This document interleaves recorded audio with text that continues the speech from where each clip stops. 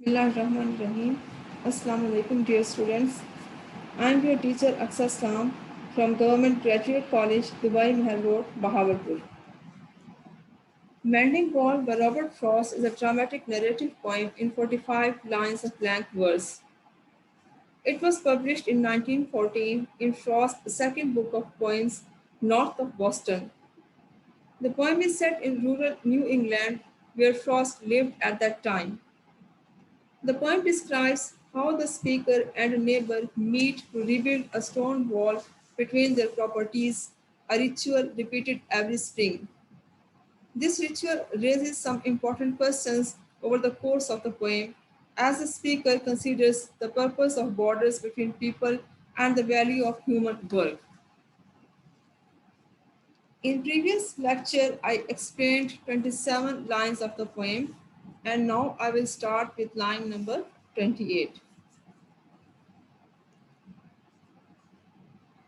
Now the poet says, spring is a mischief in me, and I wonder if I could put a notion in his head. Why do they make good neighbors? Why do they? Here they refers to the walls. He says, why walls make good neighbors, or why walls are necessary for good relation between neighbors. Isn't it where there are cows, but there are no cows? Cows are a symbol of damage that one person might can do to another person. But there is no possibility that one neighbor might create any damage to the other one. Before I built a wall, I'd ask to know what I was walling in or walling out. Now there is a question in his mind. What is the purpose of making a wall? And whom he is annoying by building a wall? And to whom I was like to give offense. Mischief means naughtiness, shararat, wonder, surprised, हैरान होना, notion, belief or opinion or some idea, कोई ख्याल या तसव्वुर, walling, making a wall, दीवार बनाना, offense, any cause of anger or displeasure, नाराजगी. In these lines, the poet says that spring is such a season as induces a mood of naughtiness. It was therefore that the narrator felt an itch to ask the neighbor to justify his saying that good fences make good neighbors. Of course, fencing is justified where there are cows or to restrict them from straying into fields. But there are no cows in that place. Therefore, it is a pertinent question to ask whom do we wish to either keep in or keep out of the enclosure before building a wall. The speaker also begins to speculate, and the symbolic significance of the wall becomes apparent as he uses the phrase walling in and walling out. The double function of a wall is addressed, for not only are outsiders prevented from entry, but insiders are trapped inside. The speaker considers the possibility that walls give offense as he himself seems to be slightly offended, but he never reaches a conclusion about what it is within himself that is either walled or in or walled out. In lines में poet ये बता रहा है कि मौसम बहार मेरे अंदर शरारत का अंसर लाता है और मैं हैरान होता हूँ कि क्या मैं उसके जहन में कोई ख्याल डाल सकता हूँ, यानी कि अपने हमसाए के जहन में कोई ख्याल डाल सकता हूँ। और दीवारें अच्छे हमसाए क्यों बनाती हैं? क्या वहाँ पर दीवारों की ज़रूरत नहीं होती जहाँ पर मवेशी हों या गायें हों? लेकिन जहाँ पर तो कोई मवेशी नहीं है, क्योंकि काउस जो है वो सिंबल ऑफ डिस्ट्रक्शन है। देहात में अमूमन ऐसा होता है कि एक किसान के मवेशी दूसरे के खेत में या बाग में घुस जाते हैं और उसको नुकसान पहुंचाते हैं, लेकिन वहाँ पर ऐसा कुछ भी नहीं है। दीवार बनाने से पहले कैसे ये जानने के लिए पूछूंगा कि मैं अंदर और बाहर क्या दीवारें बनाऊं और किसको नाराज करूं, क्योंकि उसके ख्याल में कोई ऐसी मिस्टीरियस वार है या वो नेचर है जो कि दीवारों को पसंद नहीं करती। Then he says something there is that does not love a wall. Now something is a nature or it is some mysterious part that dislikes the wall, that wants it down. I could say else to him, but it's not else exactly, and I'd rather he said it for himself. I see him there. Want it down means wants to pull it down. इसे गिराना चाहती है. Elves are supernatural creatures. माफोकुल फितरत मखलूक. Exactly, completely, accurately, मुकम्मल तौर पर. Rather, fairly or however, बल्कि या अच्छा है, उसके लिए हम rather का word use करते हैं. In these lines, the poet says that the narrator has a feeling that there is some part of some being that does not relish the existence of walls and wants them to be razed or demolished. The narrator then seeks to know what that power is. Tentatively, he says that it is an elf, a supernatural being, but this theory does not satisfy him and he leaves it unanswered for the neighbor to find an answer. कोई चीज़ ऐसी है जो कि दीवार को पसंद नहीं करती और उसको गिराना चाहती है।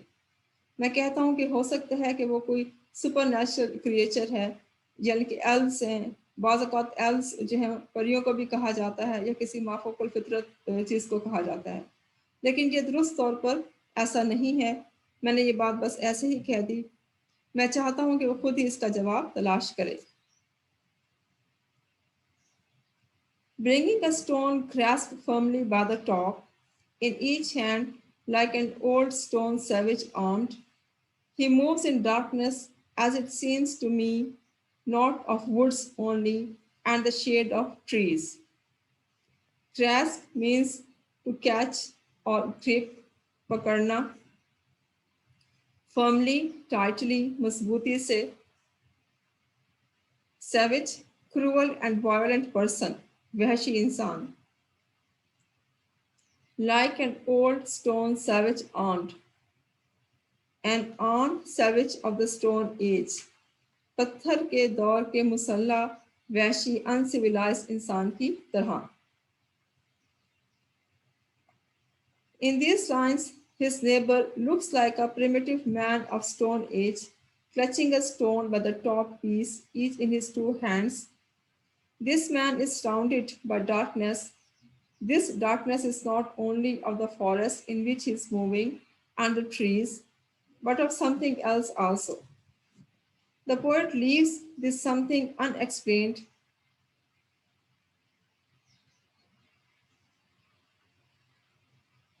Darkness is symbol of ignorance and also a symbol of past, because past is often described as lost in darkness. He will not go behind his father's saying, and he likes having thought of it so well. He says again, good fences make good neighbors. His neighbor is a stubborn person. He will not be open to any persuasion. He will adhere to what his father said in this regard. The narrator imagines that the neighbor thinks that he has reflected upon his father's saying very well, and therefore he likes it. In this way, his reply will be nothing but a repetition that good fences make good neighbors. उसका हमसाया दस्तबरदार होने को तैयार नहीं, यानी कि वो अपनी बात पर अड़ा हुआ है। वो इस सिलसिले में अपने बाप की बात का हवाला देता है और जाहिर करता है कि उसने अपने बाप की बात पर खूब गौर व गौस किया है और दोबारा कहता है अच्छी दीवारें अच्छे हमसाए बनाती हैं.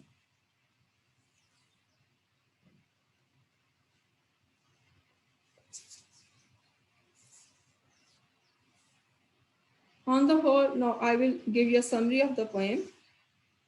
A stone wall separates the speaker's property from his neighbor's. In spring, the two men meet along the wall and jointly make repairs. The speaker sees no reason for the wall to be kept. There are no cows to be contained, just apple and pine trees. He does not believe in walls for the sake of walls. The neighbor resorts to an old adage: good fences make good neighbors. The speaker remains unconvinced and mischievously presses a neighbor to look beyond the old fashioned folly of such reasoning. His neighbor will not be swayed. The speaker envisions his neighbor as a living example of a dark age mentality. But the neighbor simply repeats the adage: good fences make good neighbors. Now, I would like to discuss the theme of this poem. The poem holds two major themes. The first one is the wall, serving as a boundary between two neighbors. But the wall slowly falls a victim to weathering. But the wall is essential to keep a sound connection between the neighbors, as good fences make good neighbors. If the boundary for some reason vanishes, it is sure to violate the privacy of one's neighbors and one's own as well. The second theme of the poem is to rebuild the wall, which is damaged through the force of nature or through a rabbit who digs in spring season. The second theme is more prominent than the previous one, as the title and the whole poem revolves around, not directly but indirectly, repairing of the wall. As a wall plays a key role in establishing a good and neat relation between the neighbors.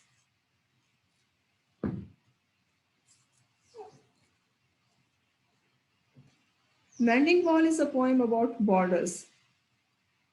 The speaker and his neighbor thus disagree over an issue so fundamental to human society and political thinking.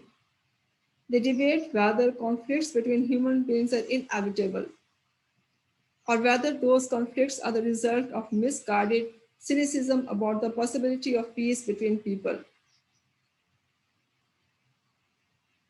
The poet remains ambiguous. For all the speaker's complaints about the wall, the speaker is the one who sets the mending in motion by reaching out to the neighbor. And the poem even gives the neighbor the final word. The poem thus asks its reader to decide for themselves who is right and who is wrong, and to make up their minds about the utility of walls, borders, and other political and physical devices that divide people. Thank you, students, for listening.